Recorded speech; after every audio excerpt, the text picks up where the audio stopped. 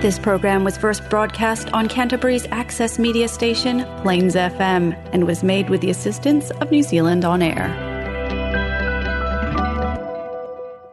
It's time for Emergence News on Plains FM 96.9, citizen-made radio.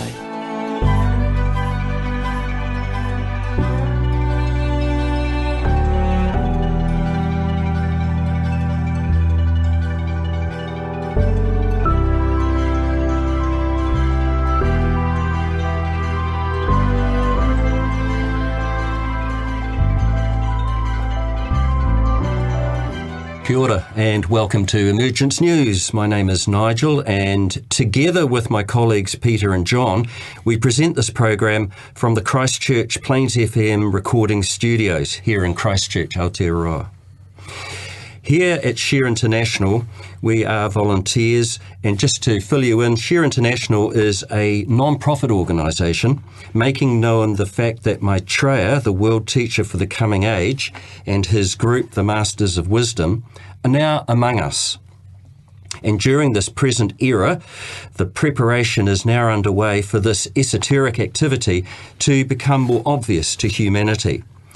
Now, this process is gradual, and it has to be, so as not to infringe human free will. When we refer to human free will, the Masters understand and respect this law and never coerce or pressure humanity. Individual freedom, particularly mental freedom, is never infringed. So I just want to bring you in here, John. The fact that humanity's free will must be respected, the fact that it is a law which is considered sacrosanct, what they're saying here, what Benjamin Creme is saying here, is it must be protected. Maitreya cannot fully emerge, so what needs to happen? He won't arrive without invitation, will he? No, and I think that if we look at free will, if we accept free will, then we need to start owning our behaviour. One of the things that you see that you hear people that don't believe in God say, if there was a God, he wouldn't allow all this bad stuff on the planet. Well, actually, the answer is there is a God, and we've got free will, and all the bad stuff on the planet has nothing to do with divinity and everything to do with human ego. It's self-inflicted. It's self-inflicted. And we are part of God. We are part of God. We can't separate ourselves. Separation is the great evil. The great sin. So we have to take ownership for our behaviour. Climate change, nothing to do with God. Child slavery, nothing to do with God. Except as we are part of God in that sense. Yeah, but we have free will, so we have to own that. Yes. The messes are ours to make and ours to fix. So Maitreya has said many times that when he emerges, he will show the way. He is the architect, isn't he? And we will have to do it. And there's a great quote from Maitreya on this. He says, "Do not let anyone take away your free will. It is your divine inheritance." Which is the point Peter's making, that we are sparks of divinity having a human experience. And as soon as we realise that, and that's Maitreya's teachings, that self-realisation, self-awareness, and then self-realisation. And that's his main thing that that's his teachings. Teaching, isn't it? We need to realise we're sparks of divinity and start behaving like it. Grow up. Grow up. Literally, grow up. Peter, how do these masters, the Masters of Wisdom, how do they guide us but not coerce or manipulate humanity? Well, they inspire people, and inspiration is absolutely amazing, the way it works sometimes. I was just reading a book my daughter sent me, actually, about this physician. He had no interest in music, got a bolt of lightning through him, literally, and suddenly had a huge interest in music, taught himself the piano, taught himself these these tunes that came through to him, and he's actually a classical pianist now, as well as he's still doing as a physician, it's the surgery and that sort of thing.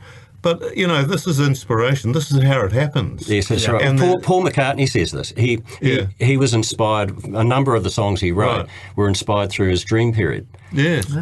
And Mozart said, the music comes from heaven. He would wake up in the morning with it already there. Yeah.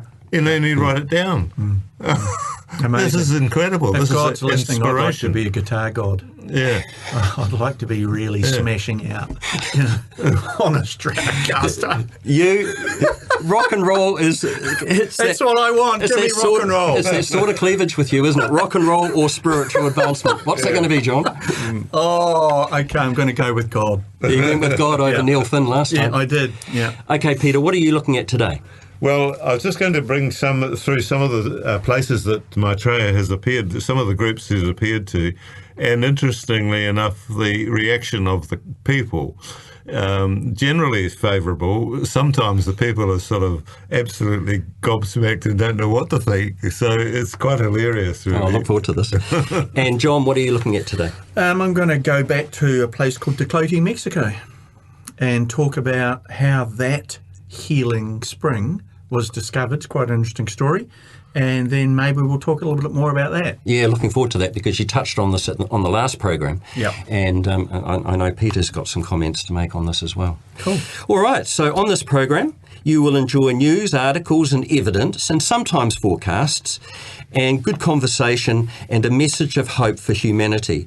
And it's at a time when many of our political and economic structures are under a process of breakdown as a period of reconstruction awaits. And that's what we're focused on this program today, which is part 2 of the Emergence of Maitreya. What is ahead of us and what is involved in the timing of Maitreya's emergence. And we're going to look at this and more with John in just a moment. Hi, my name's Nigel and this is Emergence News, and I'm handing over to my colleague here, John. And John, on the last program you talked about healing and health. Yes, actually specifically healing springs and healing waters and I guess a bottle of pills from Teclote, Mexico. And that's my bottle of pills there. Now, what's happened is back in 1991 on a chicken ranch in a place called Tlacote, Mexico, the farmer noticed his dog Lucas was cured of some wounds by drinking from a well. So the farmer tested the water on some of his ranch workers and other farm animals and realised that it had some healing properties. Something miraculous was happening. And not a religious man, not at all kind of looking for that to happen. So he then, with government help, actually set up a modern storage and pumping system to get this healing water out to the general public.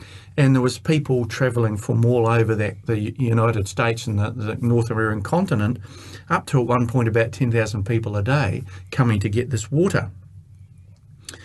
The other thing that it's done is, of course, the water's increased productivity on the ranch. CBS did a report back in 1993, and the water was found to be 44 grams lighter than conventional water when measured in kilograms per litre. The testing is still going on. 1992, a place called Nordenau in Germany. There was a local person investigating an abandoned mine. She entered a cave, amazed to see it was illuminated by a bright light, saw crosses of light within the glow, and also found this spring of incredibly pure water. The water's been studied and researched. I love those Germans, the way they get into things. They've analysed the water and found it to be 8% lighter than ordinary water. Once again, it's now a pilgrimage site, busloads of people arriving daily to try this water. And any number of examples of this water being healing people, A village in India, Nadana village, a very similar story, healing, this constant stream of water appeared, and people are getting these miraculous healings. There's a spring in Russia, there's a spring in China so far have been found. Now, the other interesting thing that's come out of this is people, and Benjamin Creme said this is the best way to use the spring water, and I'm going to call it Teclote water because that's where mine comes from, is that a number of homeopathic pharmacies, Ainsworth's homeopathic pharmacy in London, in Australia it's Gould's homeopathic pharmacy in Tasmania, In New Zealand, there's 2 homeopathic pharmacies that have picked up on Te Clody water, Lincoln Mall Pharmacy and Similimum Homeopathic Pharmacy in Wellington. You can go online or ring them and order Te Clody water over the phone. I use Te Clody water 30C. You've got to be able to tell them if you want 6C or 30C. And you can get here in New Zealand Te Clody water in your own home. Comes in a homeopathically tablet form. You take it the way you take normal homeopathics. Take a tablet, hold it under your tongue for 30 odd seconds. Wait till the tablet dissolves. What's your routine with? I take 5 a day. Right. Now, 15 odd years ago, I had quite a health issue. Benjamin Cream was contacted. I was put on his master's healing list, and the master suggested 5 a day. I don't suggest that for everybody, but if you go onto the Share International website, there's some advice on how to use these healing springs that have been homeopathically potentized. Benjamin Cream said that is the best way to use this water. And of course, the water can be used in very small amounts to create homeopathic remedies. So it's been a big part of my life for the last 15 years.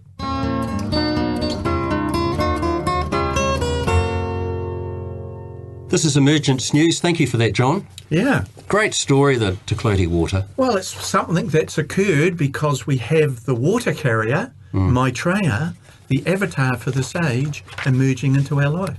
These are some of the gifts that are helping this transition. Some of the signs to look for. Yeah, absolutely. You're listening to The Emergence of Maitreya Part 2. On the previous program, we looked at the media and the timing of the emergence. And in just a moment, I'm going to hand over to Peter, and he's going to talk about some of the appearances made by Maitreya over the years. Author Benjamin Cream explains that as Maitreya emerges, he does not necessarily use his name Maitreya.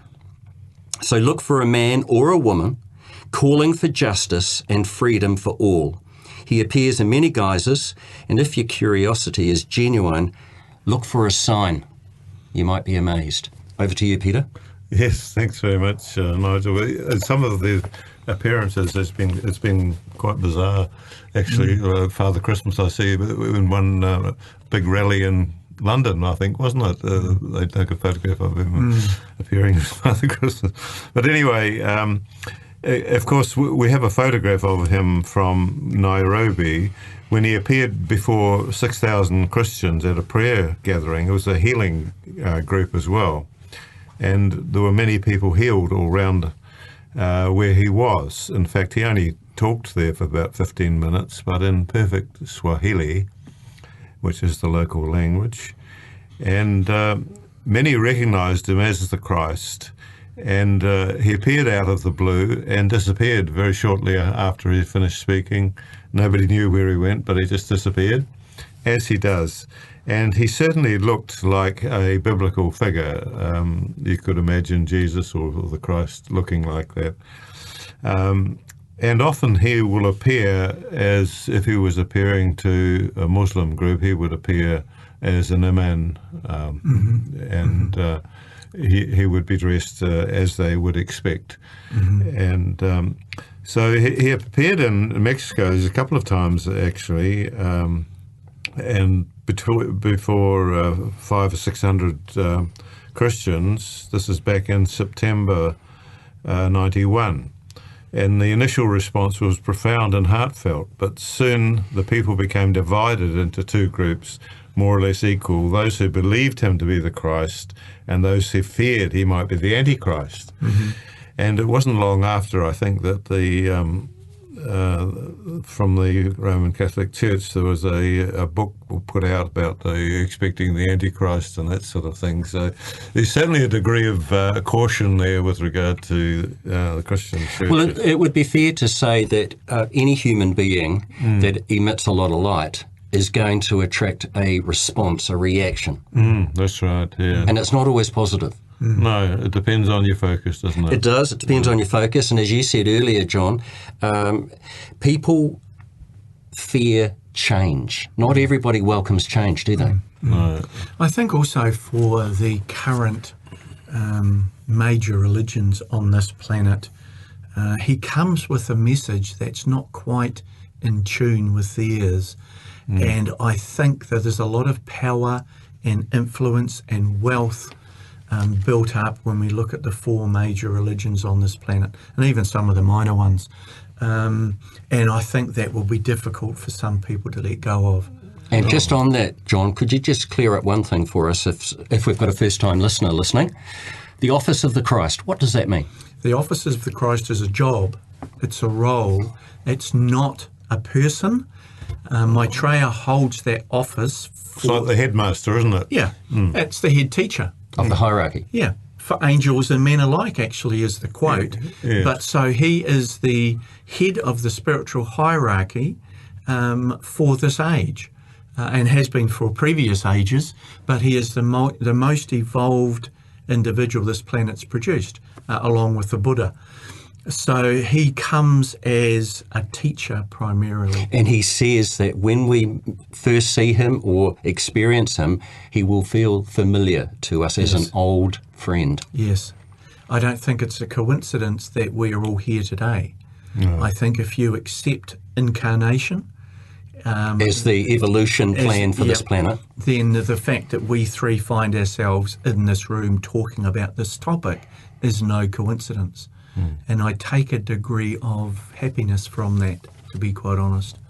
Well, it's for my money, it's the greatest story in the world, the externalisation of the hierarchy. And if I was a journalist, or if the 3 of us were journalists, I'm sure we'd be writing about it. But we're not. We're broadcasters, so we're talking about it on the radio. Back to you, Peter. Right. Yeah. Well, there's a second appearance actually in Mexico City. 800 Christians. The reception was particularly good. People listened spellbound. The division of opinion was 70% acceptance they had seen the Christ and 30% advising caution. He spoke for 25 minutes at that time. And the next one is in Moscow, Russia, before 600 Russian Orthodox Christians. He spoke for 37 minutes. I wonder if he had trouble with the language. The people divided, 500 in favour and 100 not quite so sure. Well, of course, just while you're talking about Russia, of course, 2 of the authors who support a wealth of material regarding this story of Maitreya. Yeah. You know, we talk about Benjamin Krem a lot on this program, but Helena Blavatsky and Helena Roerich both come from Russia. Yes. And Blavatsky in particular, she was a real powerhouse. And this right. When did she found the Theosophical Society? It was in the late 1800s, yes, wasn't it? 1880 or something around there, wasn't it? And her first book was Isis Unveiled, and then The Secret Doctrine. And she travelled, you know, she was an amazing woman. She did so much, so did Roerich actually. They both did a lot of travel, to America in particular. Yeah. But and Tibet as well. Yeah, Blavatsky. And Blavatsky spent a lot of time in India, didn't she? Krem has also predicted that that the new world religion, if we're going to have one, will come out of Russia. Yes. So, and I want to use the word religion as in the pursuit of the science of divinity. Yes. That's really more a precise description of it, isn't it? Yes. Yeah, and I guess, as you said in the previous program, Peter, we're also moving into the time of seventh ray ritual. So if we are going to start investigating the science of evolution, the science of enlightenment, it will originally appear to us as a religion. That's right. And of course Russia is about the only country with a ray 7 soul. Really? So, you know... Oh, that is very interesting. It just, you know, fits in perfectly. Yeah. Makes sense, doesn't it? Yeah. So, yes, we go to Germany next. 950 Christians here appeared to, and 800 in favour of the belief they had seen the Christ. So he's actually appeared in Wellington, I see somewhere along the way, but he's made no mention of a spring being potentized at that time, but this is generally what's been happening, isn't it, John? Yeah, when he appears, often there's a spring, but I would say that he appeared before Weta workshops, and Peter Jackson, and that's how we got Lord of the Rings. That would be my take on it. Yeah, well, honestly, Lord of the Rings. Come on, it's divine. You've got the producer nodding his head. Clearly, Maitreya touched down at Wellington, and there was Weta workshops. Well, I mean, he has literally appeared all around the world to these various groups. And, of course, in a later episode, he was appearing on TV stations, wasn't he? And he wasn't appearing and saying he's Maitreya at all. No. But he's appearing as somebody with common sense and good ideas. Let's do this sort of thing. Yeah. Well, we're in great need of that Well, he quality. can't infringe our free will either. No, because if he right. stands up and says, I'm the Lord of Light, then people will follow his advice by being impressed. Yes. By who he is rather than actually the good advice. And he's he gives. not looking for new followers. No. He So he's got us. said He's got 3 blokes here in Christchurch, New Zealand. That's enough. He said he hasn't come to form a new religion. You know, if this is religion we're talking about perhaps coming out of Russia, it's in the future. You know, there's a lot of water got to go under the bridge before that happens. But Good reference to water there Water again, under the Peter. bridge. Oh, Peter, you're nailing the whole Aquarius thing. Should we go and have a beer, lads? We've got to keep this guy on topic. and we've got to watch what happens to these bridges too. Yeah. All right, we'll be back in a moment. We'll wrap things up with the emergence of Maitreya, the media, and the timing of his emergence. Back in a moment.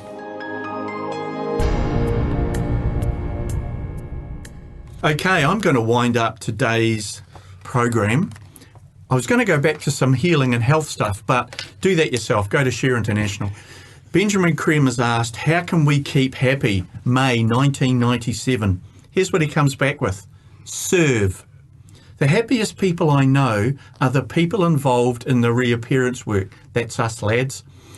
What makes them happy is the idea that Maitreya is in the world and that the ills of the world, the pain, the suffering, the lack of opportunity for millions of people will stop.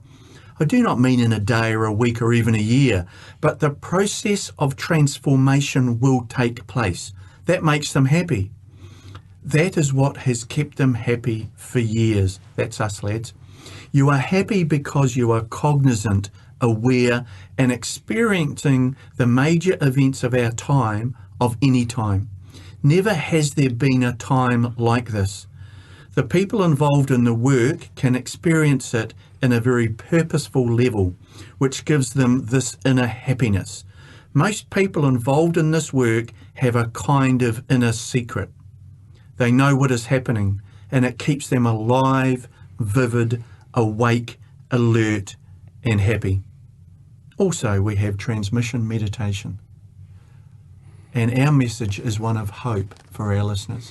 Well, we need it at this time, don't we? And the great thing about the story, John, is that it helps to know what the big picture is. Yeah. It helped because, you know, like you were involved in a webinar earlier this year, and I think the title of it was, What in the World is Going On? Yes. Or what in the world is happening? Yes. And a lot of people must be asking that question at the moment. You're either hiding and frightened, or you're looking around going, what in the world is happening?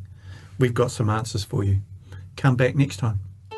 All this information can be found on the Share International website, www.share-international.org, and also don't forget the podcasts, which are available on the Plains FM website. We welcome your comments, questions and feedback. Please contact us at emergencenews@gmail.com.